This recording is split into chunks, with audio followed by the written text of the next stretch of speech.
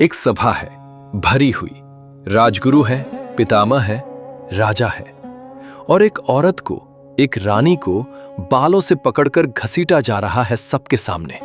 वो चिल्लाती है, वो पूछती है, क्या यहां कोई धर्म नहीं है? क्या कोई रोकेगा नहीं?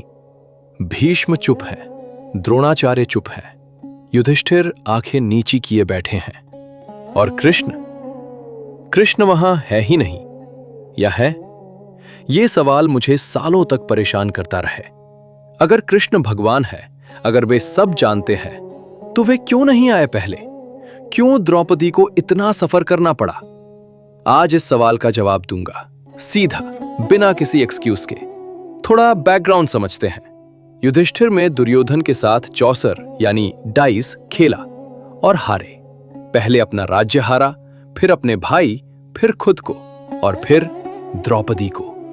हाँ, अपनी पत्नी को दांव पर लगाया। दुर्योधन ने ऑर्डर दिया, द्रौपदी को सभा में लाओ। दुशासन, उसका भाई, द्रौपदी के बालों को पकड़कर खींच लाया, और फिर दुर्योधन ने कहा, इसके कपड़े उतारो, और दुशासन ने शुरू किया चीरहरण। सभा में बैठे थे भीष्म पितामह, द्रोणाचार्य, कृपाचार्य, विदुर और धृतराष्ट्र, अंधा राजा जो सब सुन रहा था। कोई नहीं उठा, और इस पूरे वक्त कृष्ण द्वारका में थे। वे वहां नहीं थे। एक भक्त पूछेगा, कृष्ण ने तो आखिर में कपड़े बढ़ाए, इन्फिनिट साड़ी दी, द्रौपदी बची। हाँ, लेकिन एक सवाल तो बनता है, पहले क्यों नहीं आए? अगर कृष्ण अंतर्यामी है, हर जगह मौजूद है, तो क्या उन्हें पता नहीं था? क्या वे रोकने में केपेबल नहीं थे? या उन्होंने जानबूझकर देर की? ये सवाल सिर्फ भक्त नहीं पूछता। ये सवाल वो इंसान पूछता है जो जेन्युइनली समझना चाहता है कि भगवान काम कैसे करते हैं। और ये सवाल अनकंफर्टेबल है, तो डायरेक्टली जवाब देता हूं। पहली बात, द्रौपदी ने पहले अपने हाथ से अपनी साड़ी पकड़ी रखी, दोनों हाथों से। वो अपनी इज्जत खुद बचाने की कोशिश कर रही थी, और जब तक उसने खुद पकड़ी रखी, कृष्ण नहीं आए। जब द्रौपदी ने दोनों हाथ छोड़ दिए, जब वो कंप्लीटली हार गई, जब उसने सिर्फ एक काम किया, हे गोविंद, हे द्वारकाधीश, बचाओ, उस एक पल में कृष्ण आए। यह सिर्फ एक कहानी नहीं है, यह भक्ति का सबसे बड़ा लेसन है। जब तक हम आधा अपने आप पर भरोसा करते हैं और आधा भगवान पर, भगवान पूरा जिम्मा नहीं लेते। जब हम पूरी तरह छोड़ देते हैं, जब ईगो खत्म होती है, तब भगवान पूरा काम करते हैं। यह हार्श लगता है, लेकिन यह सच है। दूसरी बात, और यह थोड़ी हैवी है, महाभारत में हर चीज कर्म के रूल्स से चलती है। युधिष्ठिर ने द्रौपदी को दांव पर लगाया, ये उनका कर्म था। द्रौपदी को घसीटा गया, ये दुशासन का पाप था। और इन दोनों के कर्म का नतीजा कुरुक्षेत्र था।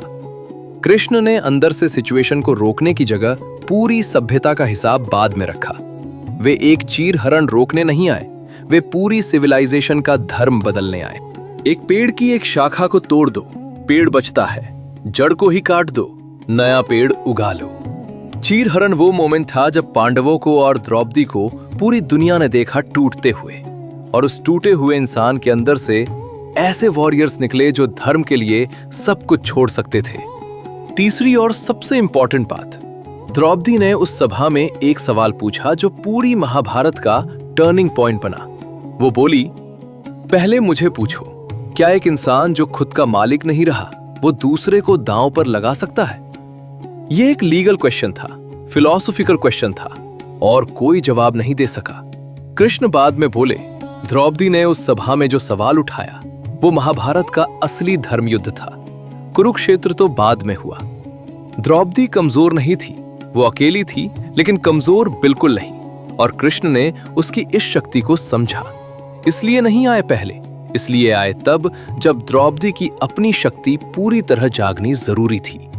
भगवान कभी कमजोरी को इनेबल नहीं करते, वे हमेशा स्ट्रेंथ को एम्पावर करते हैं। यदा यदा हि धर्मस्य ग्लानिर्भवति भारत, अभ्युत्थानम अधर्मस्य तदात्मानम सृजाम्यहम्। BG 4.7। हे अर्जुन, जब जब धर्म की हानि होती है और अधर्म बढ़ता है, तब तब मैं स्वयं प्रकट होता हूं। कृष्ण ने यह श्लोक गीता में कहा, जब जब अधर्म बढ़ता है, मैं आता हूं। चीरहरण अधर्म था और कृष्ण आए। थोड़ी देर से, शायद हमारी नजर में, लेकिन वक्त पर नेचर की नजर में। क्योंकि अगर वे पहले आ जाते तो पूरा हिसाब वहीं खत्म हो जाता। एक छोटा सा अधर्म रोक दिया जाता, लेकिन पूरी सिविलाइजेशन का अधर्म जो दुर्योधन, शकुनी और पूरे कौरव कोर्ट ने मिलकर बनाया था, वो अनचेक्ड रहता। भगवान ने हाथ नहीं रोका, उन्होंने पूरा हाथ काटा। और अब सीधा तुमसे बात करता हूं। तुम कभी ऐसे वक्त में रहे हो जब लगा भगवान कहां है, मैं अकेला हूं, मैं पुकार रहा हूं, कोई सुन नहीं रहा। द्रौपदी भी वही फील कर रही थी, लेकिन वो रुकी नहीं। वो गिरने के बाद भी पूछती रही, सवाल करती रही, अपनी डिग्निटी के लिए लड़ती रही। और उसी स्ट्रगल के अंदर कृष्ण थे, हर पल, सिर्फ दिखते नहीं थे। अगर तुम अभी किसी ऐसी जगह हो जहां लगता है सब छूट गया, तो द्रौपदी का ये एक लेसन याद रखो। अपने हाथ छोड़ दो, अपना ईगो छोड़ दो और पूरी तरह पुकारो, और फिर देखो कौन आता है। तो ये था द्रौपदी के चीरहरण का अनफिल्टर्ड जवाब। कृष्ण ने देर नहीं की, उन्होंने परफेक्ट वक्त चुना। और अगर आप अग्री करते हो या डिसअग्री करते हो, कमेंट में बताओ। इस चैनल पर डिबेट वेलकम है, क्योंकि गीता खुद डिबेट से शुरू होती है।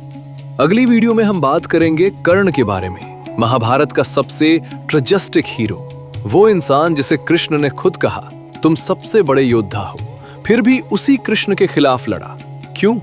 सब्सक्राइब करो, बेल आइकन दबाओ, मिस मत करना। जय श्री कृष्ण।